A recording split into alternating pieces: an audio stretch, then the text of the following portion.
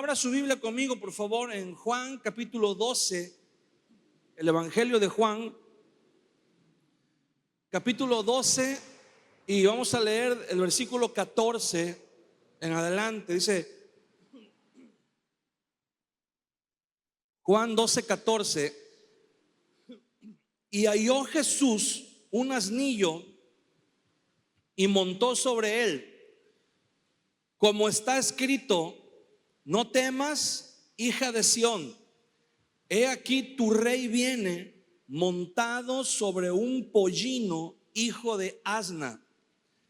Estas cosas no las entendieron sus discípulos al principio, pero cuando Jesús fue glorificado, entonces se acordaron de que estas cosas estaban escritas acerca de él y de que se las habían hecho.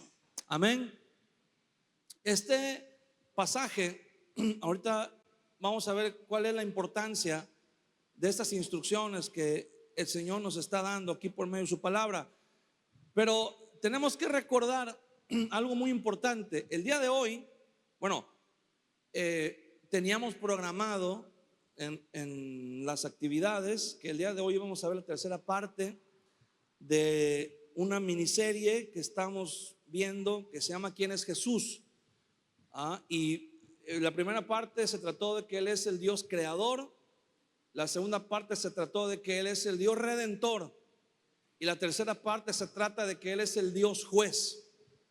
Y el día de hoy nos tocaba ver la tercera parte, que es el Dios juez. Pero también tenemos, y no queremos dejar pasar por alto, que el día de hoy, según el calendario, lo que el calendario nos marca, el día de hoy se cumplen 50 días después de la fiesta de la Pascua, después de Semana Santa.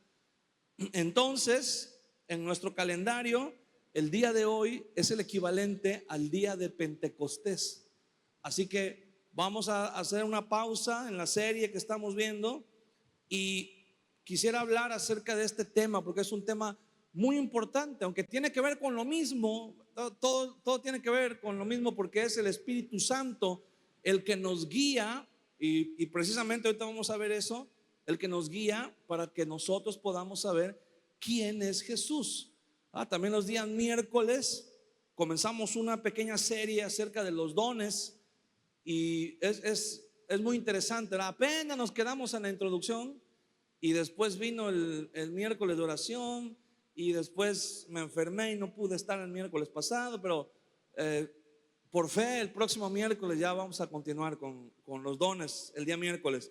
Pero el día de hoy tenemos un tema muy interesante que es el Pentecostés. Todos hemos escuchado alguna vez hablar de Pentecostés, pero ¿qué es Pentecostés? ¿Qué significa Pentecostés? La palabra Pentecostés viene de unas raíces griegas que significa simple y llanamente 50 días después, o el día número 50 después de. Y esto, aunque nosotros tomamos el nombre de las raíces griegas, en hebreo esto tiene un nombre que se llama Shavuot. El Shavuot era una celebración que los judíos llevaban a cabo para conmemorar que 50 días después de que salieron de Egipto, 50 días después de la Pascua, la noche cuando ellos salen de Egipto, en el monte Sinaí, el Señor le entrega las tablas de la ley a Moisés 50 días después. Entonces, ellos conmemoran en el día de Shavuot, que para nosotros es Pentecostés. Ellos festejan que están recibiendo la ley, están recibiendo las instrucciones, están recibiendo la palabra o la ley que iba a ser la que iba a regir su modo de vida para siempre. 50 días después de la Pascua, como usted bien lo sabe, los discípulos estaban reunidos en el aposento alto cuando el Espíritu Santo descendió por primera vez y entró en ellos. ¿Okay? Jesús les había dicho en Juan capítulo 14, en Juan capítulo 16, les había dicho: les conviene que yo me vaya, porque si yo me voy, si yo voy a rogar al Padre, y Él va a enviar otro consolador, o sea, alguien. Cuando la palabra que se traduce como consolador, paráclitos, significa alguien de la misma estatura de Jesús, alguien del mismo nivel, con la misma autoridad, con el mismo peso que Jesús. Y no podía ser otro sino el Espíritu Santo. Y Jesús les dice: les conviene que yo me vaya, a los discípulos. Les conviene que yo me vaya, porque cuando yo me vaya, dice, el Espíritu de verdad va a venir y va a estar en ustedes y les va a recordar todas mis palabras y los va a guiar, ¿verdad? Jesús les habló a los discípulos y les dijo que el Espíritu Santo los iba a guiar a toda verdad. Él era el que iba a dar testimonio de la verdad. Y los discípulos no lo entendieron en ese momento. Los discípulos dijeron: no, Señor, ¿cómo crees? ¿Cómo crees que vamos a estar mejor con alguien más que no seas tú? Los discípulos querían que Jesús se quedara con ellos. Dijeron: Señor, no te vayas, quédate con nosotros ya para siempre. No tiene caso, que ya resucitaste de los muertos, ya eres eterno, ¿verdad? Ya nada va a cambiar. Pues no te vayas, quédate con nosotros. Pero Jesús les dijo: les conviene que yo me vaya. ¿Y por qué Jesús le dijo esas palabras a los discípulos? ¿Por qué les convenía a ellos y nos conviene a nosotros que el día de hoy sea el Espíritu Santo quien esté aquí y no Jesús? Jesús, al igual que el Espíritu Santo, es Dios, pero la persona de Jesús se manifestó con un cuerpo humano. Al encarnarse, la segunda persona de la Trinidad, el Hijo, Jesús estaba limitado por ese cuerpo. Él tomó ese cuerpo, Él decidió encarnar. Y entonces, estando en el cuerpo, el apóstol Pablo, el Espíritu Santo por medio del apóstol Pablo nos dice en Filipenses, ¿verdad?, que él no estimó el ser igual a Dios como algo a que aferrarse, sino que se despojó de sí mismo. Significa que Jesús, cuando está en el cuerpo, en ese cuerpo que Él tiene, no que tuvo, que tiene, mientras está en ese cuerpo, hay ciertas partes de la persona de Jesús que están limitadas. Por eso dice Pablo que se despojó de sí mismo. ¿De qué se despojó? Bueno, cuando Jesús está dentro de su cuerpo, cuando Jesús tiene ese cuerpo, por ejemplo, Él no es omnipresente. Algunos de sus atributos no están presentes. Él no es omnipresente. Él podía ir de un lugar a otro, pero Jesús, entendamos esto, el hombre no podía estar en todas partes al mismo tiempo. Por eso Jesús les dijo: les conviene que yo me vaya.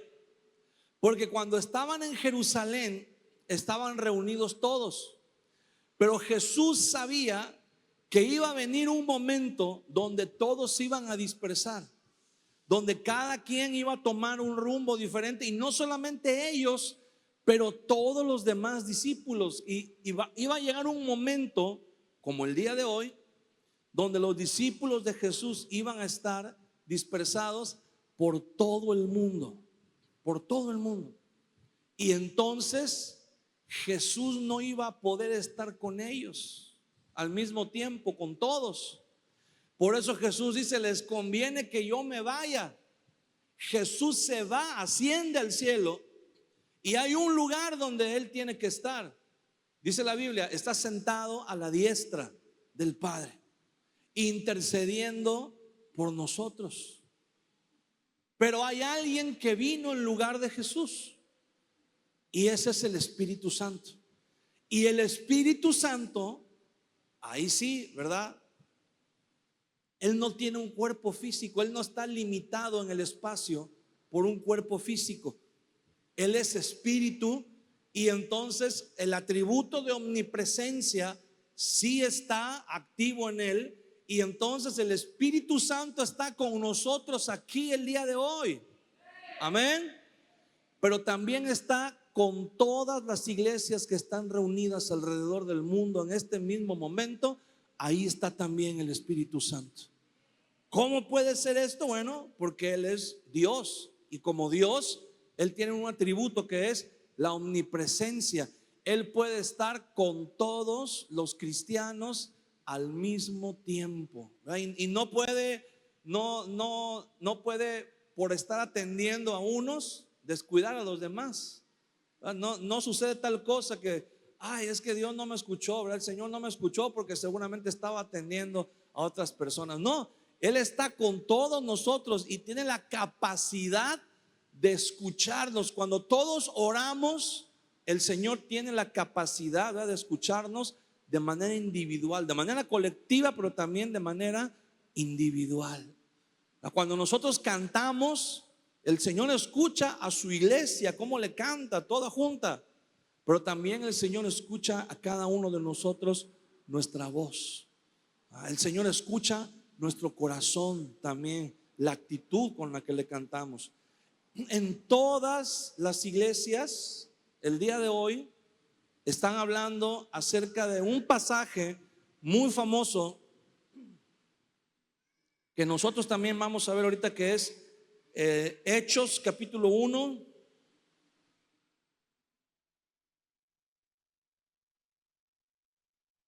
Puede acompañarme ahí en Hechos capítulo 1, versículo 8.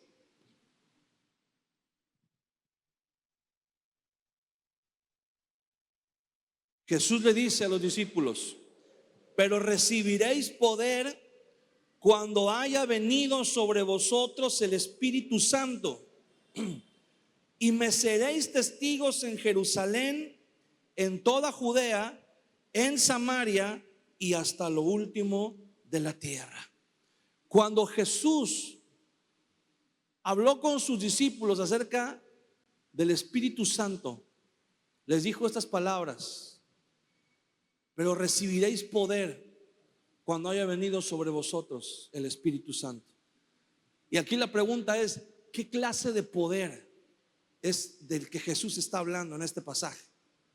Porque todos queremos poder, todo el mundo quiere poder. Si tú le preguntas, este es uno de los pasajes más predicados en la historia de la iglesia.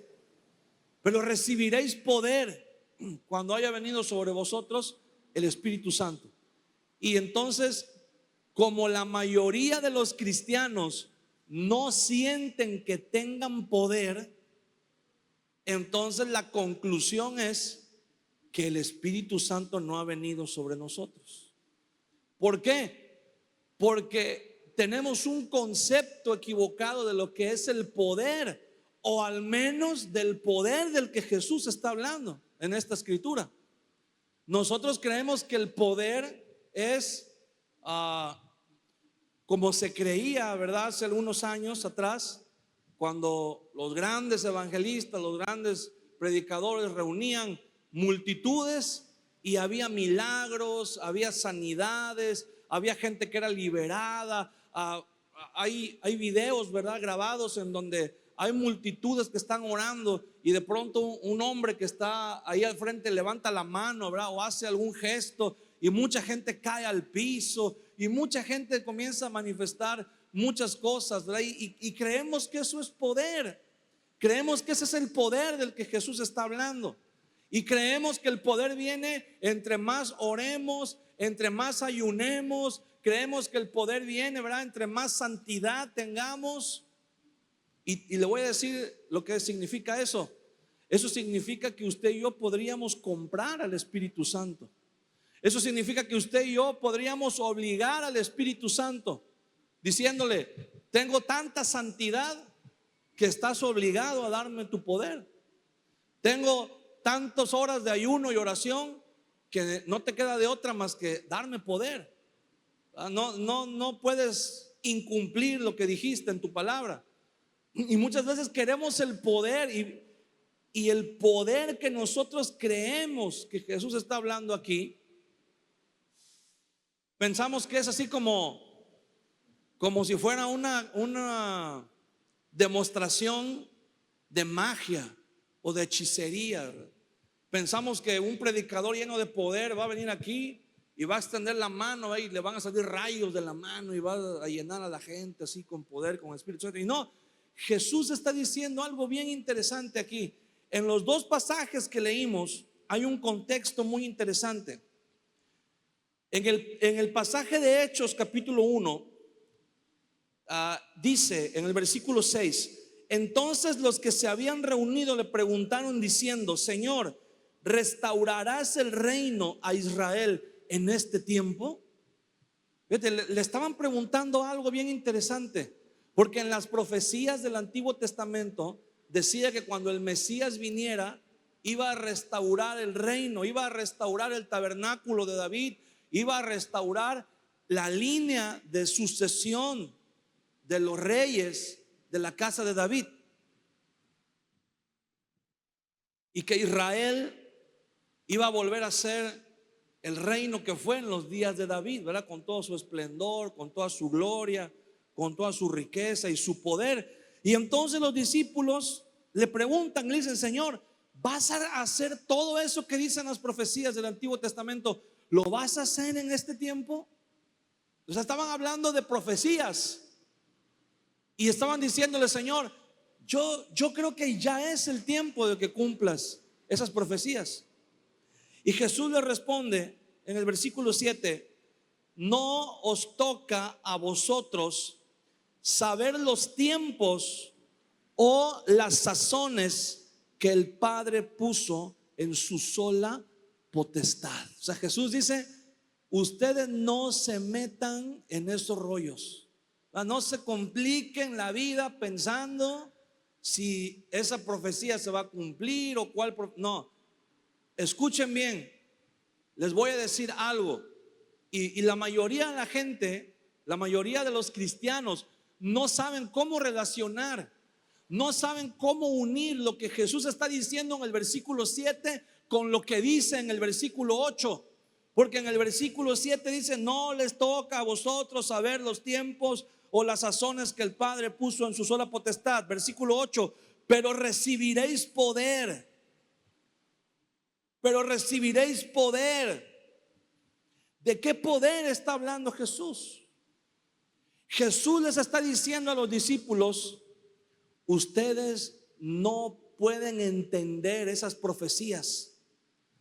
Me están viniendo a hablar a mí de profecías. O sea, bajita la mano le estaban diciendo: Señor, ¿cómo que ya te vas y no cumpliste las profecías que hablaban de ti en el Antiguo Testamento? ¿Cómo que ya te vas y mira, te vas y todavía son los romanos los que están gobernando? ¿Cómo que te vas y todavía estamos bajo la opresión, Señor? Y las profecías, porque pues Isaías dijo, y Jeremías y David y Zacarías y todos los profetas. Y Jesús dice: no se metan, no quieran entender las profecías desde un punto de vista de las necesidades humanas. Por eso Jesús dice: pero recibiréis poder. ¿Poder para qué? ¿Qué clase de poder nos va a traer el Espíritu Santo, o nos trajo el Espíritu Santo? Ahí le va. Dice: pero recibiréis poder cuando haya venido sobre vosotros el Espíritu Santo, y me seréis testigos. Y me seréis testigos. ¿Para qué es el poder, o para qué sirve el poder que el Espíritu Santo nos da como discípulos, como cristianos? Bueno, ese poder nos da la capacidad de entender quién es Jesús en las profecías del Antiguo Testamento. Ese es el poder que el Espíritu Santo nos da. ¿Sabes por qué? Porque aquí Jesús está hablando de que tenemos una misión. Dice Jesús: recibiréis poder cuando haya venido el Espíritu Santo y me seréis testigos. Usted y yo tenemos un ministerio, tenemos una tarea que el Señor nos ha asignado desde el principio. Somos testigos del Señor Jesús. Amén. Ahora, ¿qué es un testigo? Imagínese por un momento que hubo un crimen, mataron a una persona, ¿verdad? Asesinaron a una persona, y de repente están haciendo las investigaciones y el juez dice: necesitamos saber qué pasó, necesitamos un testigo. Y una persona dice: yo soy testigo, yo puedo ser testigo. Y entonces el juez lo llama y le pregunta: ¿tú viste lo que pasó? Y el testigo contesta y dice: no, yo no lo vi, pero tengo un primo que escuchó en la tienda de la esquina que el señor de la tienda iba pasando por ese lugar y escuchó que la vecina estaba diciendo que ella tiene un hijo que trabaja en Estados Unidos, y ese hijo leyó en una revista que alguien soñó que había visto quién mató a la persona que estaba muerta. Entonces, ¿esa persona puede ser testigo? Claro que no. ¿Por qué? Porque no vio, porque no conoce los hechos, porque no sabe de primera mano lo que pasó. Entonces, un testigo es alguien que puede venir y puede decir: yo vi, yo tengo la información, ¿verdad? Yo estuve ahí, yo sé lo que pasó. A nadie me puede venir a decir: es que pasó así o pasó. No, yo estaba ahí, yo lo vi. Eso es un testigo. Ahora, usted y yo estamos llamados a ser testigos de Jesús en el mundo, a dar testimonio de Jesús. Y la pregunta que viene a continuación es la siguiente: ¿conocemos a Jesús? ¿Hemos visto a Jesús? ¿Hemos visto al Señor en nuestra vida? ¿Hemos tenido un encuentro personal con Él? ¿Conocemos a Jesús? Porque si no lo conocemos, no podemos ser sus testigos. ¿Cómo puedes tú dar testimonio? ¿Cómo puedo yo dar testimonio de alguien a quien no conozco? ¿Quién puede decir yo conozco, ¿verdad? ¿Quién puede decir yo sé? Ahora, quiero decirle algo. Si yo pregunto aquí, de todos los que estamos en este lugar, ¿alguien conoce a Marcos Witt? ¿Alguien conoce a Marcos Witt? Bueno, ok.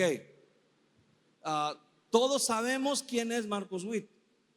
Todos lo ubicamos bien, ¿verdad? Hemos visto fotografías de él, videos de él. A lo mejor alguien lo ha visto en vivo, en algún concierto. Sabemos sus canciones. Sabemos, conocemos a su familia también, ¿verdad? Su esposa, sus hijos, sus nietos, la iglesia donde él ha ministrado. Hay alguien aquí que pueda saber incluso a lo mejor cuál es el próximo evento al que va a asistir, o alguien puede decir: yo lo he visto, se viste así, habla así, es bien buena onda. Todos, ok, todos podemos decir conocemos a Marcos Witt. Ahora, yo le pregunto a usted: ¿alguna vez usted se ha sentado a tomar una taza de café con Marcos Witt? ¿Sabe usted lo que él piensa, lo que él siente? ¿Sabe usted los planes que él tiene a futuro en su ministerio, en su familia? ¿Alguna vez le ha platicado lo que a él le preocupa, lo que a él le aflige? ¿Alguna vez Él le ha abierto a usted la puerta de su casa para que entre, para que esté ahí con usted. Le ha dado un consejo, le ha llamado la atención, lo ha regañado Marcos Witt alguna vez. ¿Alguna vez le ha dicho Marcos Witt a usted: oye, esto que estás haciendo no es así, mira, hay que cambiar esto así? Bueno, nadie, ¿verdad? Ok, entonces la conclusión es esta: nadie aquí conoce a Marcos Witt. Tenemos información de él, sabemos quién es, lo hemos oído cantar, nos gustan sus canciones, pero no lo conocemos. Nadie ahí ha estado en su casa, nadie ha comido con él, nadie ha platicado con él en lo personal. A lo mejor alguna vez a alguien le dio un autógrafo ahí en medio de un concierto, de un evento, algo así, pero nadie, ¿quién lo conoce a él? Las personas que están cerca de él, su familia, su esposa, sus hijos, sus amigos más allegados, sus amigos más íntimos. Yo una vez conocí a un pastor, porque había cuando estábamos en otro ministerio, el pastor fundador, el presidente, que ya partió con el Señor, era un hombre muy amado, era un hombre muy admirado. Yo nunca lo conocí personalmente, nunca pude estar en ningún evento donde él estuvo, pero les voy a decir algo. Conocí al pastor que fue su asistente personal. Era su asistente, era su secretario, era su traductor cuando daba algunas conferencias. Compartía y pasaba mucho tiempo con él, incluso de manera personal, en su casa, en sus asuntos personales, en la crianza de sus hijos. Estaba involucrado, era un amigo muy cercano, muy allegado. Y con él sí tuve la oportunidad de compartir mucho tiempo. Y él me dijo en una ocasión: lo que tú quieras saber de él, yo te lo puedo decir.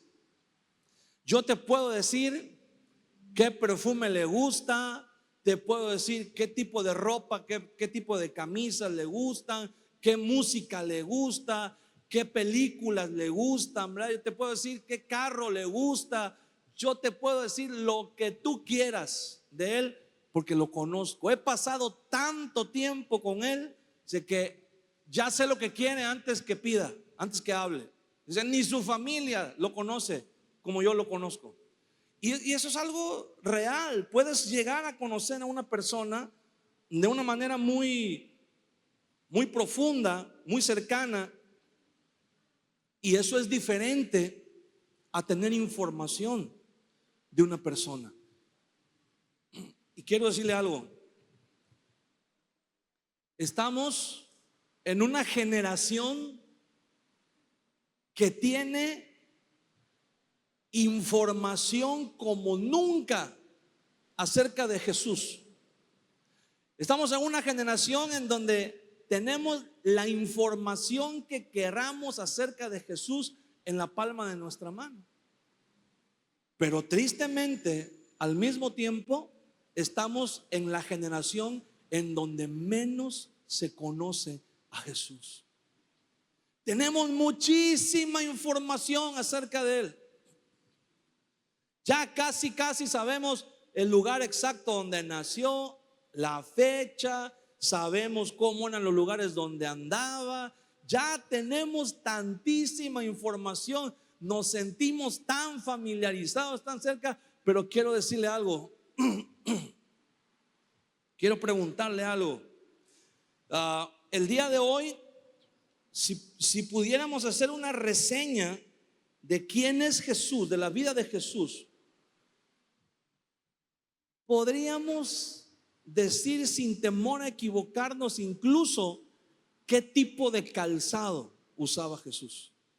Hay gente en internet debatiendo eso. ¿Qué tipo de calzado usaba Jesús? ¿Qué tipo de ropa usaba Jesús? ¿Cómo era su diario vivir según los usos y costumbres de la época?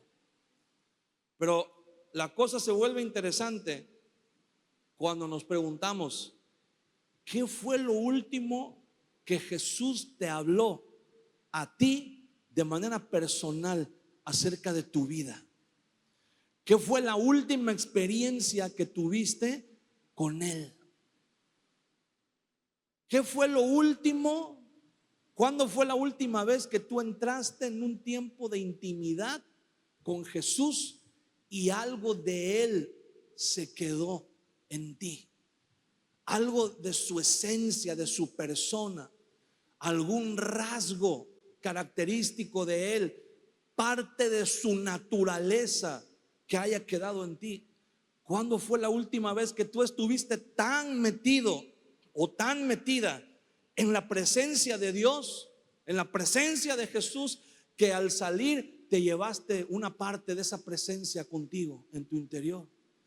¿Cuándo fue la última vez que Él te dio una instrucción personal, que oraste, que trajiste peticiones delante de Él, que lo contemplaste y después saliste a la vida cotidiana, a vivir lo que Él te dio de sí mismo, ahí en la intimidad, en la presencia de Dios? Es importante, le voy a decir por qué. Porque el día de hoy, si la tarea de la iglesia es dar testimonio de Jesús, entonces el gran problema el día de hoy es que la iglesia estamos intentando dar testimonio de alguien a quien no conocemos. Estamos diciéndole al mundo, mira, deberíamos decirle al mundo, mira, Jesús es esto, Jesús es así. Pero en lugar de eso, estamos diciéndole al mundo, mira, yo leí que Jesús es así. Mira, yo he escuchado que Jesús es así. Estamos diciéndole al mundo, mira, escuché un pastor, escuché un predicador que decía que Jesús es así. Pero no le estamos dando testimonio al mundo, no le estamos dando un testimonio de primera mano. No le estamos diciendo al mundo, Jesús es así, porque yo acabo de estar con Él hace un momento en la mañana. Yo acabo de estar con Él ayer en una vigilia de oración y Él habló conmigo y te puedo decir que Jesús es esto. Te puedo presentar a un Jesús que yo conozco personalmente. La iglesia de Jesucristo tiene la tarea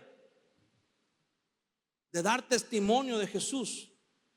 Pero antes de dar testimonio de Jesús, tenemos la tarea de conocer a Jesús, de saber quién es Él, de venir a la Escritura, de venir en oración, con humildad y decirle al Señor, Señor, perdóname, porque tal vez durante mucho tiempo he creído que te conozco.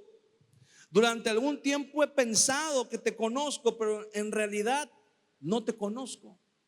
En realidad solo sé lo que otros han dicho de ti. En realidad solamente repito lo que otros han hablado, lo que otros han escrito, lo que otros han dicho de ti. Pero en realidad no tenemos una experiencia personal con Dios. No tenemos algo que contar con Dios, de Dios. Y quiero decirle algo, lo más triste de todo esto es que tenemos con nosotros a la persona que más conoce a Jesús en el universo, que es el Espíritu Santo. Pero como confundimos el poder, decimos, es que el día de hoy en la iglesia ya no se levantan los muertos. Es que el día de hoy en la iglesia ya no hay sanidades como antes. Es que el día de hoy en la iglesia ya no hay gente endemoniados que sean liberados. Es que hoy en la iglesia, cuando oran, la gente ya no se cae. Entonces ya no hay poder. Y como decimos que no hay poder, como creemos que no hay poder, creemos que el Espíritu Santo no está. Y muchas iglesias están orando y diciendo, Señor, y hoy, fíjese, hoy mucha gente cree que hoy es el día que se derrama el Espíritu Santo. Y quiero decirte algo, el Espíritu Santo se derramó una vez para siempre. No es que el día de hoy es una fecha, pues, y como es la fecha, traemos el tema y lo ponemos sobre la mesa. Pero no quiere decir que el Espíritu Santo nada más se puede derramar el día de hoy.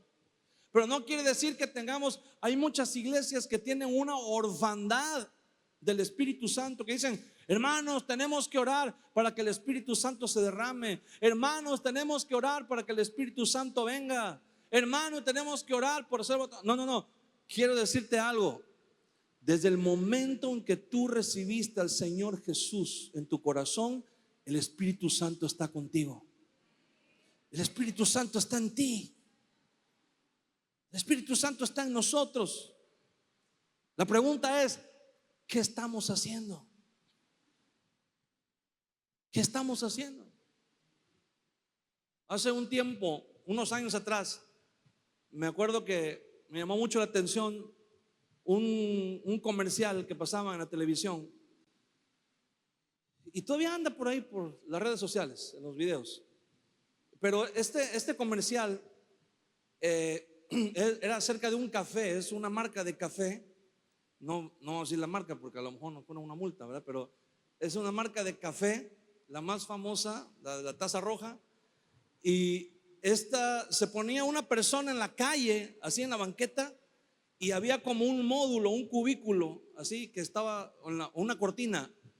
Y cuando la gente iba pasando en la calle, le decía, oiga, aquí adentro de este cubículo, hay una persona, hay un extraño, hay una persona que usted no conoce, que nunca ha hablado con esa persona, y esa persona se quiere tomar un café con usted. ¿Aceptaría usted pasar y tomarse un café? Y la mayoría de las personas decían, ay, no tengo tiempo. No, discúlpeme, pero no puedo. Y otros decían, no, ¿cómo crees que voy a tomar un café con un extraño? Y pasaron varias personas y de pronto una señora venía caminando y traía una bolsa que se supone que iba al mandado, ¿no? A comprar cosas.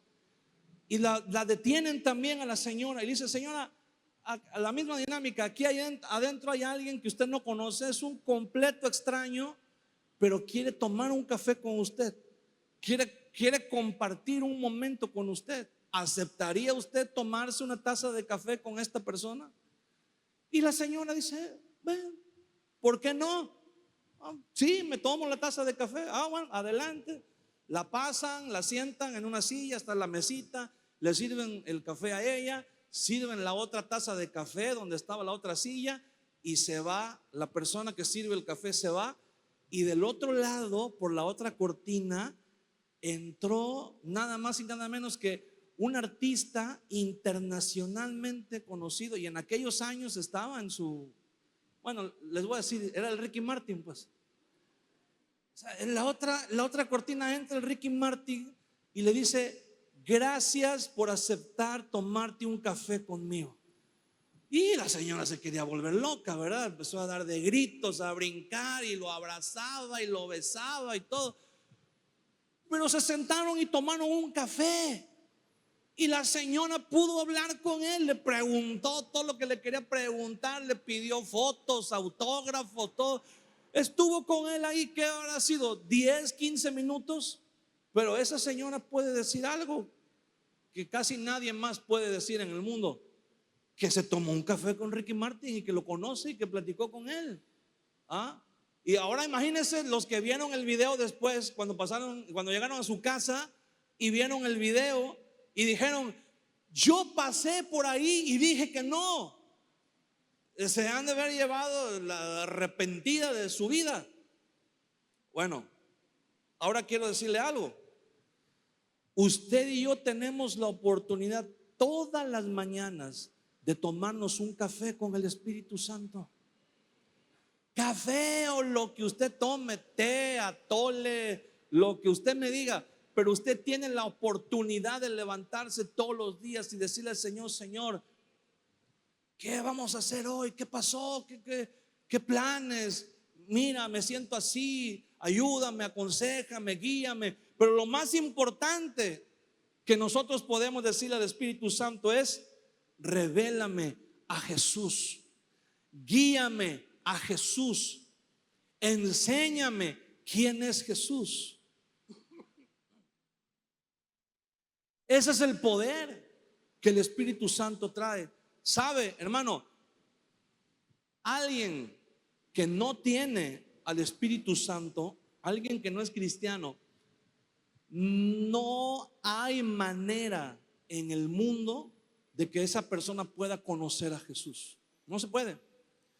No hay forma, no existe ninguna manera que esa persona pueda conocer a Jesús. Está bloqueado por donde lo vea, por todos lados. Aunque estudie la historia, no tiene la capacidad de comprender quién es Jesús. Pero usted y yo tenemos el Espíritu Santo, y por eso dice la Biblia que tenemos ese poder. Porque ni las personas más ricas del mundo, ni las personas más influyentes del mundo, ni las personas más poderosas según el mundo tienen acceso a Jesús como usted y yo lo tenemos por el Espíritu Santo de Dios. El Espíritu Santo, dice la Biblia, dice el apóstol Pablo: ¿quién conoce lo profundo de Dios sino el Espíritu de Dios? Hermano, el Espíritu de Dios es el que conoce. Haga de cuenta que el Espíritu Santo es el que conoce hasta los rincones más profundos de la persona de Jesús, la inmensidad de Jesús. Y ese conocimiento está a nuestro alcance. Solamente nosotros tenemos que decir: muéstrame a Jesús. Y sabes, el Espíritu Santo nos lleva a la Escritura. Por eso empezamos leyendo Juan 12:14, porque al igual que en muchos pasajes, Jesús estaba aquí. Está hablando de la entrada triunfal en Jerusalén, que Jesús montó en un asnillo y entró a la ciudad y la gente lo aclamaba. Y dice la Biblia que al igual que en muchas ocasiones, los discípulos no entendieron lo que estaba pasando. En ese momento ellos no tenían la capacidad de entender por qué Jesús hacía lo que hacía o decía lo que decía. Pero fíjese bien lo que dice el versículo 16: estas cosas no las entendieron sus discípulos al principio, pero cuando Jesús fue glorificado, entonces se acordaron de que estas cosas estaban escritas acerca de él y de que se las habían hecho. Fíjese, dice: al principio no lo entendieron, pero después, cuando Jesús fue glorificado, entonces lo entendieron. ¿Sabe por qué? Porque cuando Jesús fue glorificado, después de eso vino el Espíritu Santo sobre ellos. Aunque ellos conocían las profecías, obviamente ellos conocían la profecía de Zacarías. Ellos sabían que en la ley estaba escrito, en los profetas, en Zacarías, que el Mesías iba a venir montado en un pollino a la ciudad de Jerusalén. Por supuesto que lo sabían, pero su mente no alcanzaba a entender que el hombre que estaba delante de ellos era de quien hablaban las profecías en el Antiguo Testamento. Por eso en muchos pasajes de Mateo y de los demás evangelios dice que eso lo hizo Jesús para cumplir lo que estaba escrito. Pero en ese momento los discípulos no lo entendieron.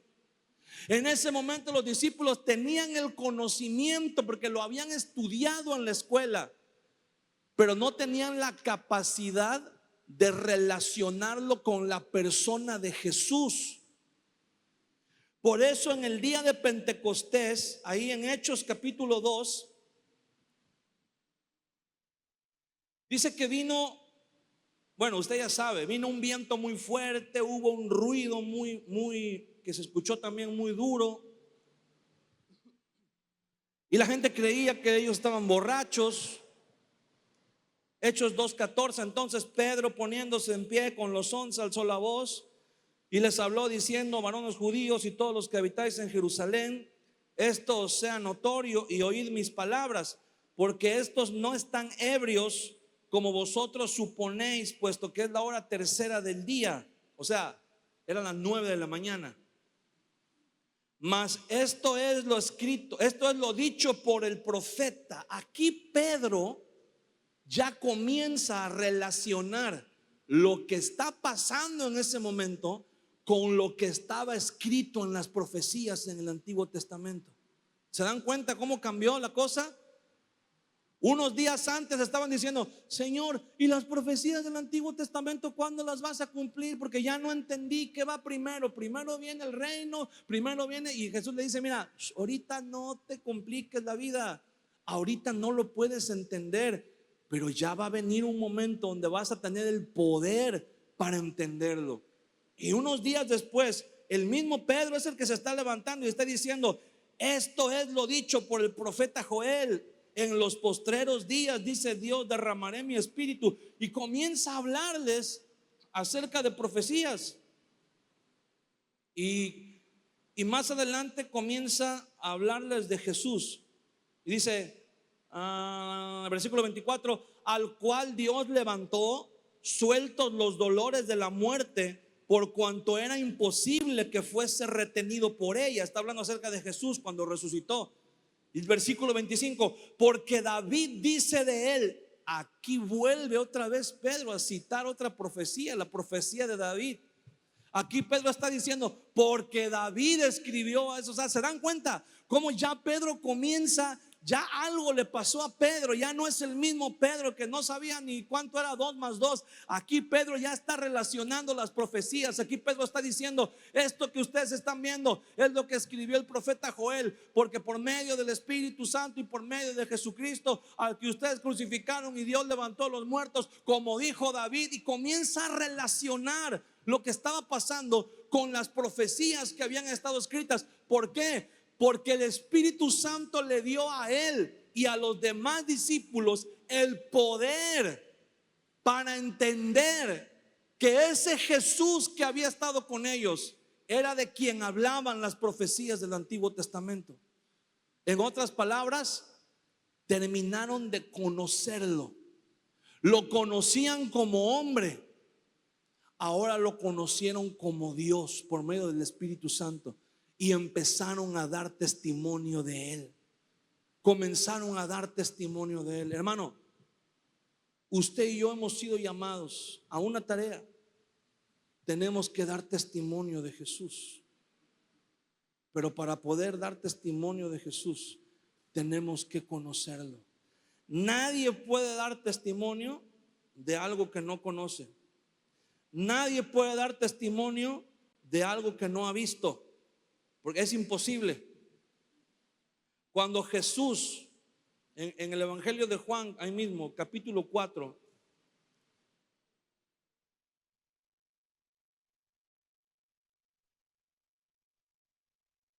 Jesús tiene un encuentro con la mujer samaritana.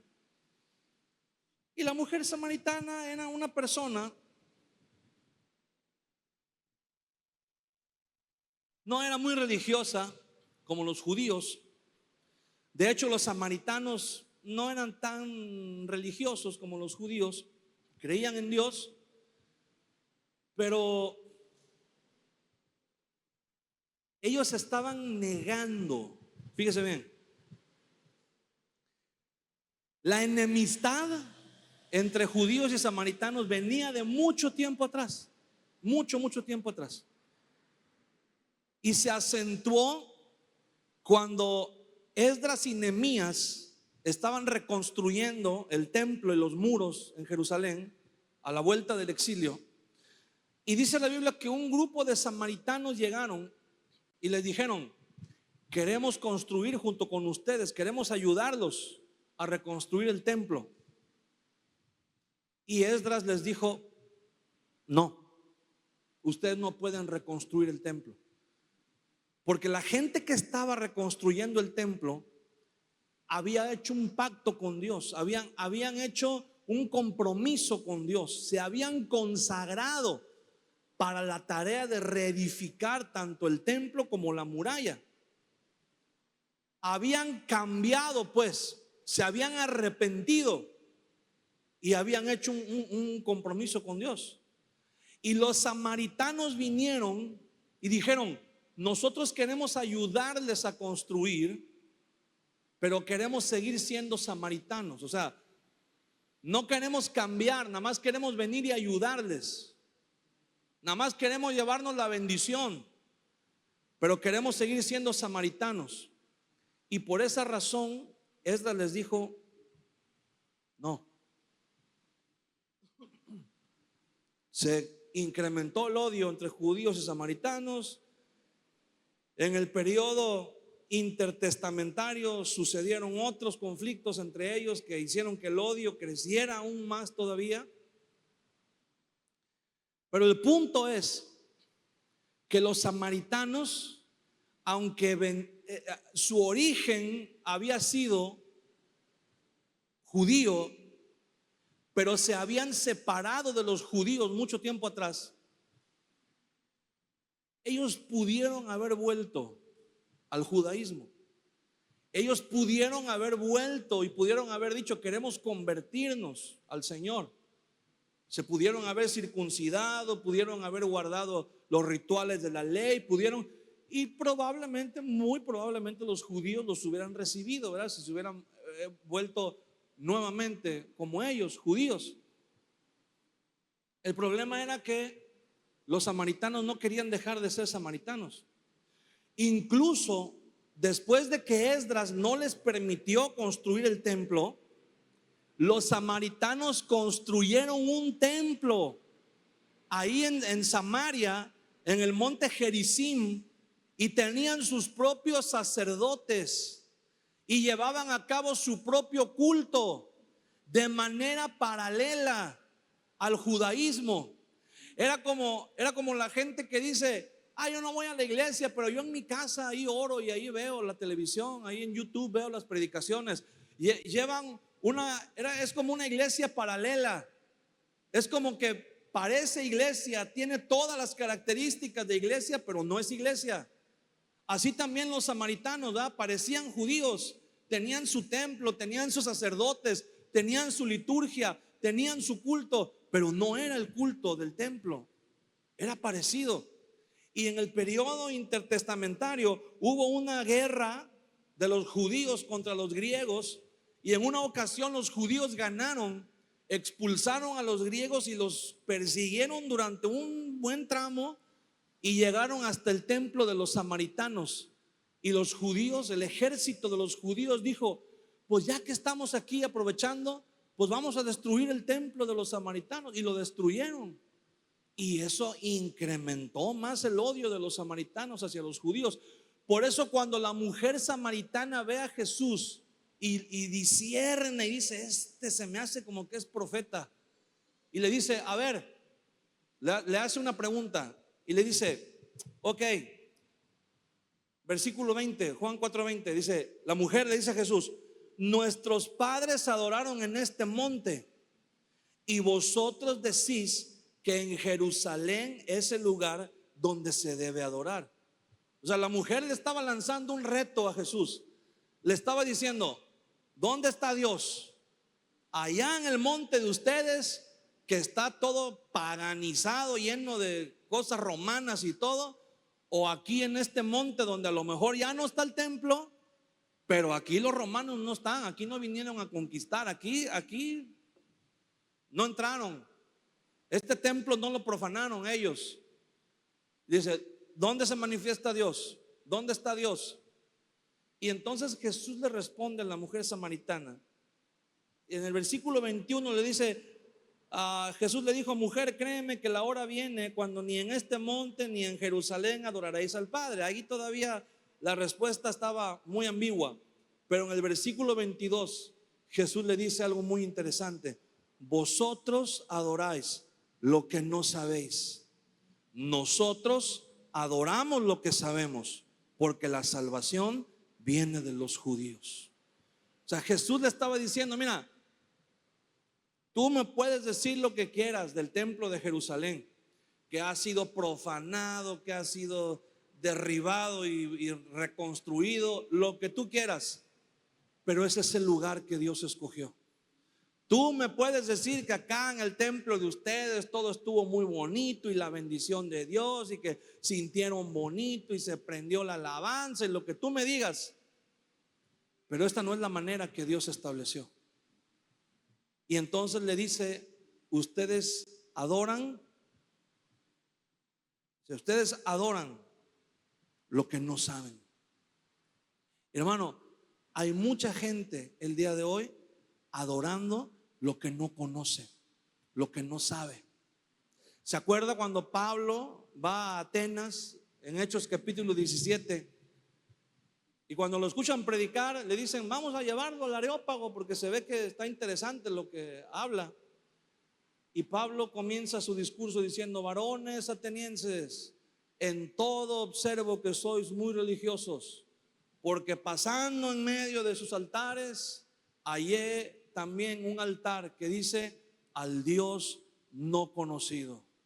Al Dios pues que ustedes adoran sin conocerlo, es a quien yo os anuncio, siendo creador del cielo y de la tierra y de todo lo que hay. Dice: no habita en templos hechos por manos humanas, ni es honrado por manos de hombres como si necesitase de algo, cuando Él es quien da vida y aliento y todas las cosas, a todo lo que hay, a todo lo que existe. O sea, ellos estaban adorando al Dios no conocido.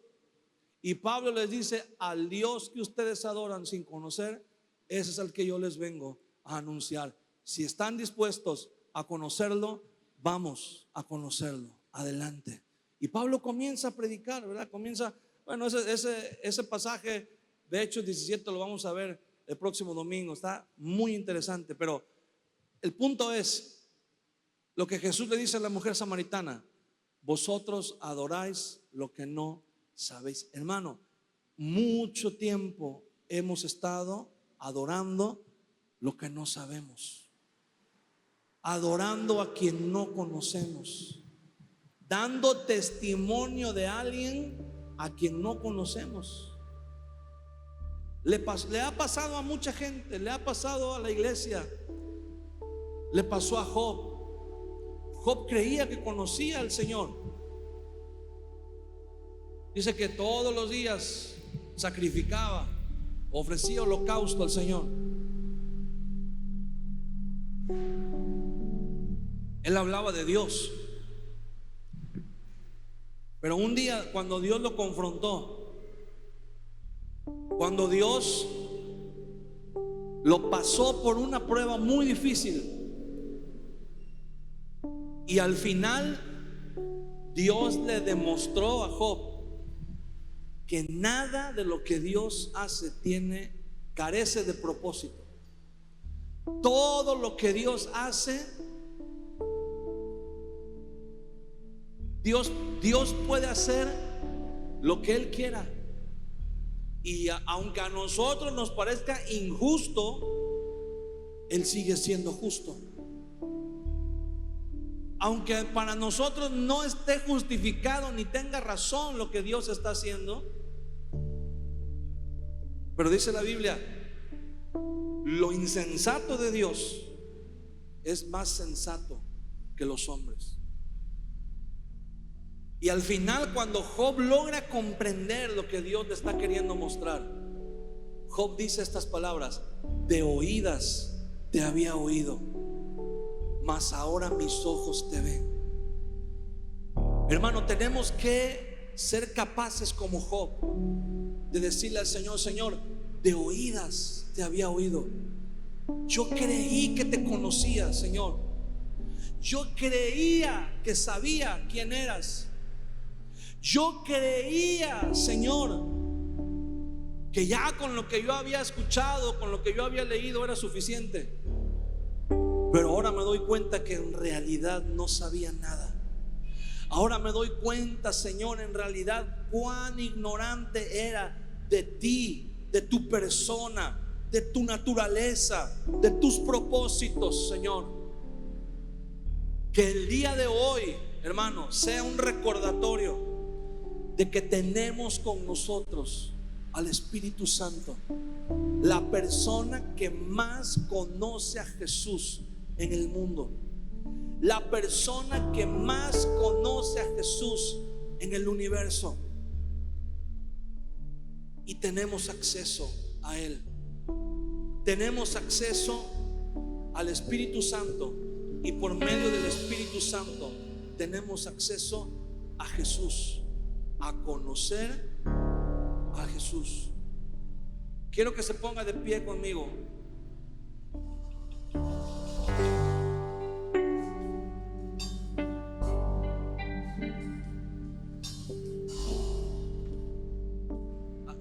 Hay un pasaje en Génesis capítulo 24, versículo 63. Ya habíamos hablado de esto. Abraham envió a su criado a buscar una esposa para Isaac, su hijo. Y este hombre fue con la dirección de Dios, encontró a la mujer indicada, a la muchacha indicada. Pero cuando venían de camino, fíjese, no había fotografías. Isaac no tenía Instagram, no tenía Facebook, no tenía ninguna red social, no había. ¿Cómo podía Rebeca conocer a Isaac o saber quién era Isaac? Nunca lo había visto, nunca había convivido con él. Pero aquí hay algo muy interesante. Rebeca tenía a su lado a la persona que más conocía a Isaac en el mundo, a la persona que probablemente había ayudado en el parto de Isaac y lo había criado desde que era un bebé pequeño. El criado de Abraham conocía a Isaac como la palma de su mano, y seguramente, conociendo cómo son las hermanas, ¿verdad? Seguramente Rebeca sometió a este hombre a un interrogatorio durante todo el camino. Le debe de haber preguntado: dime cómo es él, dime cuáles son sus gustos, dime qué comida le gusta más, dime qué perfume usa, dime. Y yo creo que el criado de Isaac, el criado de Abraham, si algo le fascinaba era hablar de su muchacho, hablar de Isaac. Le habló maravillas, le platicó quién era Isaac. Y dice la Biblia, Génesis 24, 63: y había salido Isaac a meditar al campo a la hora de la tarde, y alzando sus ojos miró, y he aquí los camellos que venían. Rebeca también alzó sus ojos y vio a Isaac, y descendió del camello, porque había preguntado al criado: ¿quién es ese varón que viene por el campo hacia nosotros? Y el criado había respondido: este es mi señor. Ella entonces tomó el velo y se cubrió. Entonces el criado contó a Isaac todo lo que había hecho. Mire, ¿qué tanto le habrá hablado este hombre a esta muchacha de Isaac, que cuando ella lo vio supo que era él? Cuando ella lo vio, dijo: ¿verdad que él es? Y el criado nada más le tuvo que decir: sí, él es. Y dice que bajó del camello, se puso el velo, se arregló, ¿verdad? Se dio ahí un retoque, porque iba a conocer a su futuro esposo. Pero aunque nunca lo había visto, ya lo conocía. Hermano, un día usted y yo vamos a llegar a la presencia de Dios. Y un día la cortina se va a correr. Bueno, así me lo imagino yo. Un día vamos a llegar y la cortina, el velo se va a correr, y el amado va a estar ahí esperándonos. Él va a estar ahí con los brazos abiertos, con una sonrisa tan grande, y diciéndonos: por fin, ¿verdad? Después de tanto tiempo de espera, vamos a estar juntos. Pero quiero decirle algo: de usted y de mí depende si ese día nos vamos a encontrar con un completo desconocido, si ese día nos vamos a encontrar con alguien completamente extraño, a quien nunca hemos conocido, o si ese día vamos a ver a Jesús en toda su hermosura y vamos a decir: Señor, sí te conocía, pero lo que yo conocía de ti no es nada comparado con tu belleza, con tu hermosura, Señor. Pero sí te conocía, sí sé quién eres, porque el Espíritu Santo me habló de ti. El Espíritu Santo me dijo quién eres tú. Y por eso cada día que pasaba, Señor, aunque era difícil, aunque venían pruebas, aunque había enfermedades, aunque había tribulaciones, pero yo tenía el poder de conocerte. Yo tenía el poder de decir: yo conozco a Cristo, yo conozco a Jesús, yo conozco a alguien que va más allá de las circunstancias de este mundo. Yo conozco a alguien que va más allá de las tribulaciones, de las aflicciones de este mundo. Y eso es lo que puede hacer la diferencia, porque su hermosura, su belleza es la que nos cautiva, es la que nos sostiene, es la que nos mantiene enamorados de Él. Cierra tus ojos un momento y quiero pedirte algo. Con tus ojos cerrados, por un momento, contempla a Jesús. Contempla a Jesús por un momento. Contempla su hermosura. Contempla a ese hombre que caminó por los caminos de este mundo, por los caminos de esta tierra, reflejando la gloria de Dios en su rostro. Por un momento contempla a Jesús. Y cuando estés contemplando al Señor, comienza a abrir tus labios. Nadie que contempla a Jesús se queda callado. Contempla la hermosura del Señor y comienza a abrir tus labios y comienza a decirle: Señor, cuán hermoso eres. Señor, no hay nada que pueda compararse a tu hermosura, a tu belleza, Señor. Todo lo que pude haber imaginado de ti no es nada. Todo lo que pude haber leído de ti no es nada. Todo lo que pude haber escuchado de ti no es nada, Señor. Cuando estoy delante de tu hermosura, cuando estoy delante de tu belleza, cuando estoy delante de tu majestad, Señor, puedes imaginarte al Señor sentado sobre su trono, gobernando sobre toda la creación, sobre todo el universo, enviando a su Espíritu Santo a tu corazón, a mi corazón, para que tú y yo podamos conocerlo, para que tengamos el poder de conocerlo, el poder de ser sus testigos. Oh Señor, qué hermoso eres. Cuán grande, cuán bello eres, Señor Jesús. Puedes alzar tus manos un momento y decirle: Señor, hoy nos rendimos ante tu hermosura, ante la grandeza de tu majestad. Nos rendimos, Señor. Hoy nos rendimos ante tu belleza, Señor Jesús. Eres el más hermoso de los hijos de los hombres. Hoy levantamos nuestras voces, Señor, para decirte que eres el más hermoso, Señor. Eres el más bello.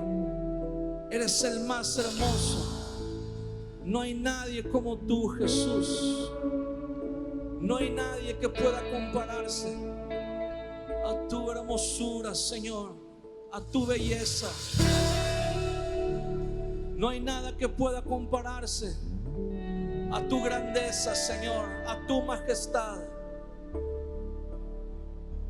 Derrama tu poder, Espíritu Santo, sobre tu iglesia.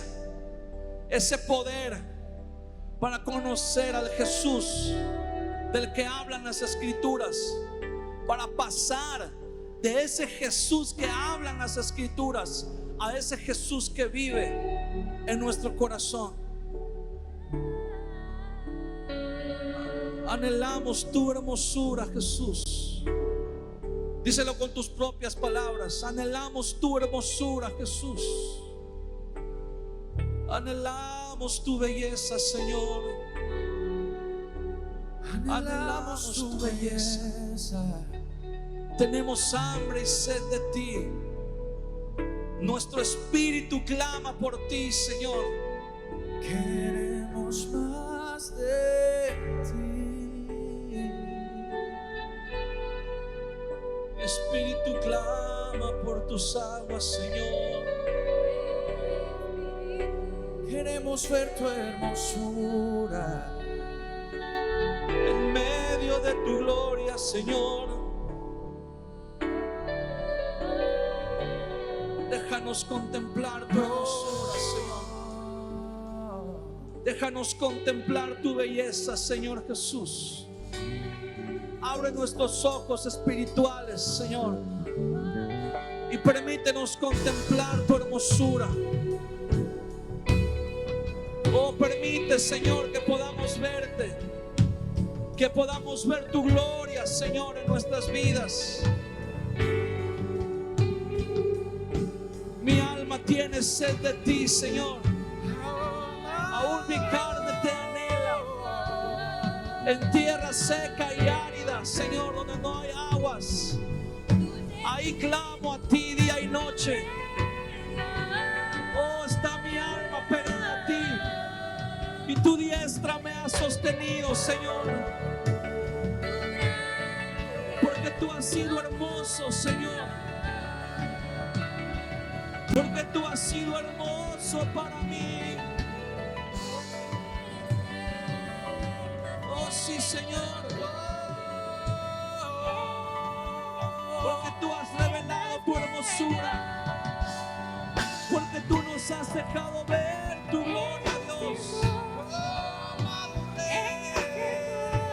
Adórale, adórale, adórale.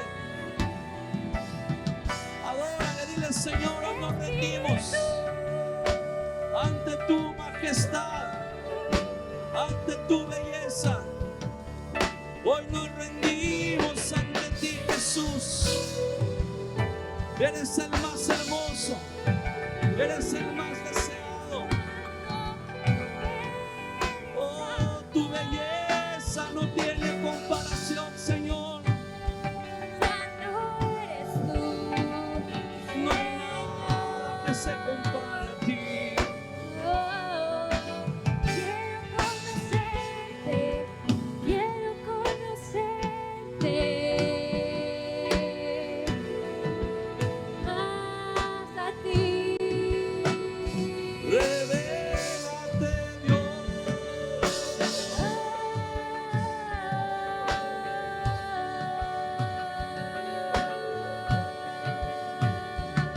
Hoy contemplamos tu majestad. Hoy contemplamos tu hermosura, Jesús. Hoy hablamos de tu belleza. Cuán bello eres, Señor. Cuán hermoso eres, Jesús.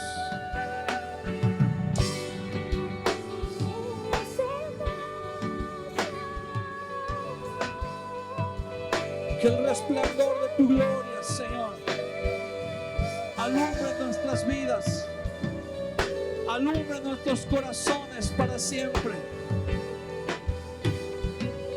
Espíritu Santo de Dios, hoy estamos aquí, queremos conocer a Jesús, queremos ver a Jesús.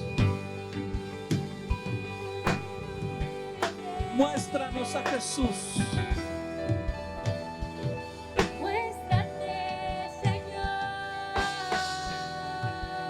Conocerte, queremos verte a ti, queremos verte, Señor.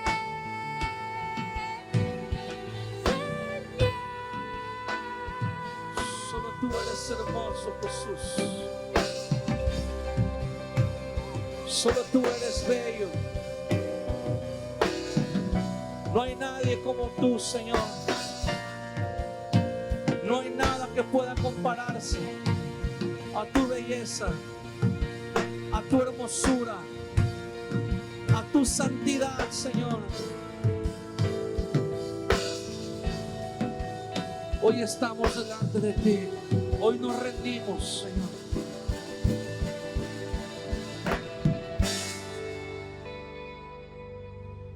Hoy nos rendimos ante tu majestad. Hoy nos rendimos ante tu gloria, Señor Jesús.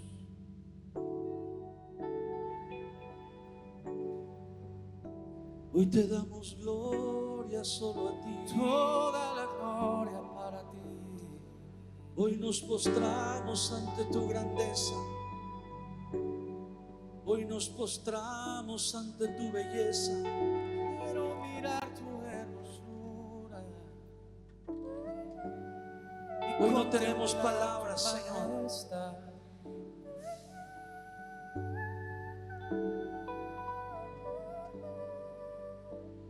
Hoy no tenemos palabras para describirte, Señor.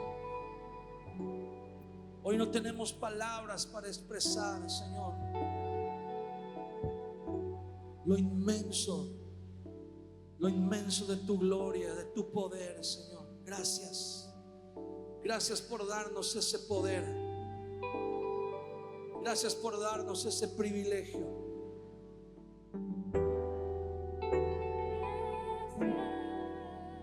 Gracias porque hoy somos tu iglesia, Señor. Antes estuvimos perdidos. En un tiempo atrás estuvimos perdidos. En un tiempo atrás no sabíamos quién eras. Pero hoy te conocemos, Señor. Hoy podemos contemplar tu gloria. Levanta tus manos un momento en la presencia del Señor. Puedes darle un fuerte aplauso al Señor en esta tarde. Decirle: Señor, gracias. Gracias porque tu belleza, Señor, no tiene límites. Porque tu hermosura, Señor, no tiene comparación. Gracias porque hoy tenemos el poder para conocerte, para ver tu gloria, Señor, y para ser tus testigos, Padre. Te damos gracias en el nombre de Jesús. Amén y amén.